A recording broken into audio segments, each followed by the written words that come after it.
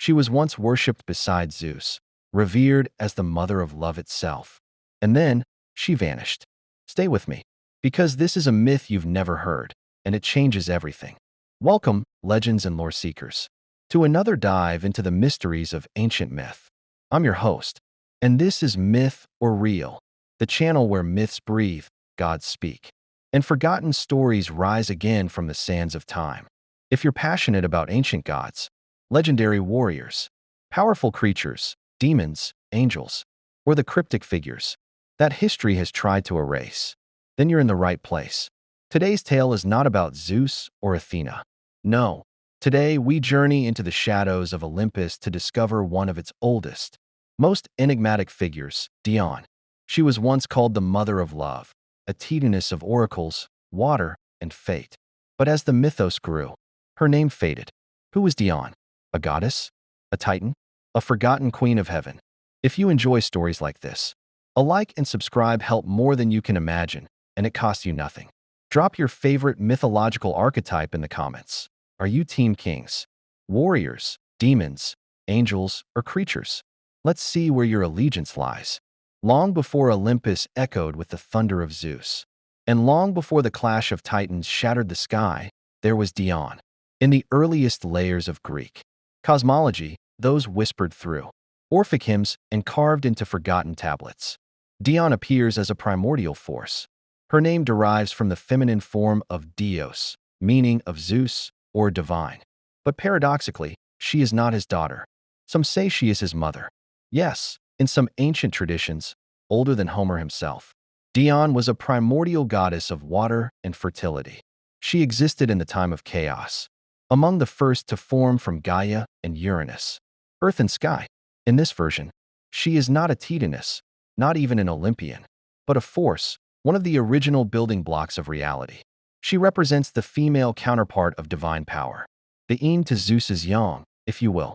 And yet, as Greek mythology began to formalize, she was reimagined, shaped and reshaped by poets, priests, and politics.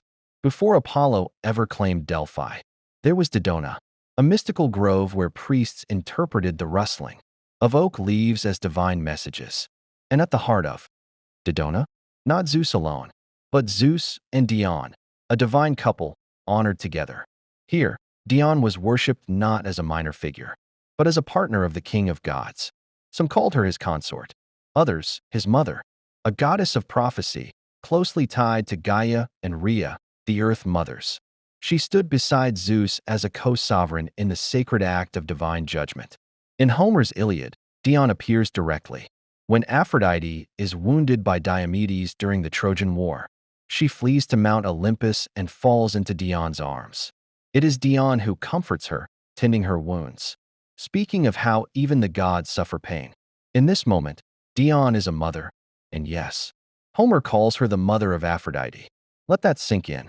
Before the birth of the famous Olympian tale where Aphrodite springs from sea foam, before Uranus's blood fertilizes the ocean, there was this, Dione, goddess and mother of love herself. But Dione's light dimmed. As Zeus consolidated his power, the myths were rewritten. Hera took center stage as his wife. Gaia became the universal Earth Mother. Aphrodite's origin was rebranded as a miraculous sea birth. And Dione, the goddess who had once stood beside Zeus, who bore the goddess of love, was quietly edited out of Olympus. Why?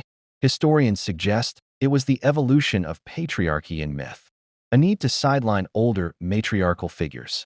Dione's fate became that of many ancient goddesses, revered, rebranded, then forgotten. Yet her whispers remain. In Dodona's sacred grove, the oaks still bear her name. Her priests once walked barefoot to feel her voice in the soil. Her power wasn't thunder or war, it was water, prophecy, emotion, healing, a divine balance to Zeus's storm. In some inscriptions, she's called the Queen, hinting that she was once more than just a background character. There are even theories that Dione is an echo of an older Indo-European goddess, possibly linked to Danu, a mother goddess worshipped across Europe and Asia. The Celts had Danu, the Hindus had Danu, and the Greeks may have had Dione. These weren't just goddesses. They were the living embodiment of divine femininity, of rivers, fertility, and cosmic order. As the centuries passed, Dion's presence faded from the mainstream Greek pantheon. New gods rose, her temples fell, and the world forgot the name once spoken in awe beside Zeus's throne. But she never truly disappeared. In astrology, Dion's name was given to one of Saturn's moons, a celestial body floating in the darkness, still carrying her legacy. In modern feminist readings of myth, Dione is being rediscovered as a lost goddess of power, prophecy, and compassion. So was Dione real? A goddess erased by time and patriarchy? Or a myth, molded by poets and priests to fit a shifting world? That's for you to decide. But one thing is certain: in the roots of the ancient oak, in the whispers of forgotten hymns, in the healing touch of a mother goddess, Dione still breathes.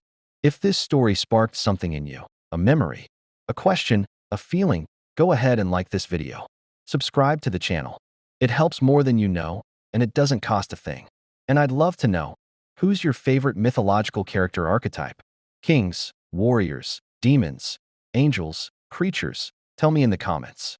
Until next time, keep your mind open, your heart curious, and remember, every myth has a truth hiding in its shadow. This has been Myth or Real. See you in the next legend.